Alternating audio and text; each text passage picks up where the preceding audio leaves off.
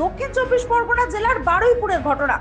Ticket দেখতে চাওয়ায় মহিলার ticket পরীক্ষকের মুখে গরম ঘুগনি ছুঁড়ে মারলেন মহিলা রেল যাত্রী। ঘটনায় চাঞ্চল্য ছড়ালো শিয়ালদাহ দক্ষিণ শাখার বারুইপুর স্টেশনে। ঘটনায় রীতিমতো আতঙ্কে ও ভয়ে রয়েছেন মহিলা টিকিট পরীক্ষকরা।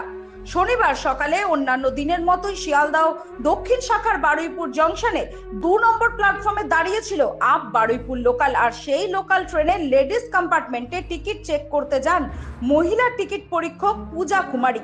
অভিযুক্ত মহিলা রেল যাত্রী ও তার আরো এক সঙ্গী সেই সময় লেডিস কম্পার্টমেন্টে বসে গরম ঘুগনি খাচ্ছিলেন। পাশ থেকে কিছু মহিলা রেলযাত্রী অভিযোগ করেন যে এরা সুভাষগ্রাম স্টেশন থেকে সিট দখল করে বসে আছে।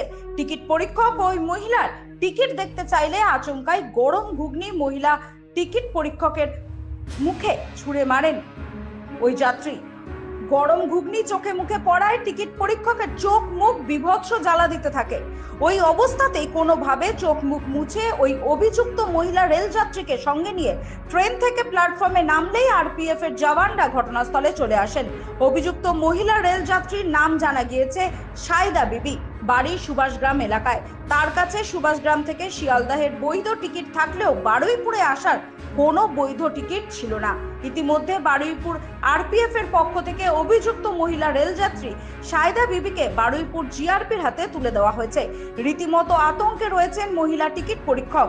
বারুইপুর জিআরপিতে অভিযোগ দায়ের করেছেন তিনি। অভিযুক্ত মহিলা রেলযাত্রী সাইদা বিবির দাবি তিনি ভুল করে ফেলেছেন, আর কোনোদিন এমন কাজ করবেন না। যদিও মহিলা টিকিট পরীক্ষক পূজা কুমারীর অভিযুক্ত মহিলা রেলযাত্রীর শাস্তির দাবি জানিয়েছেন।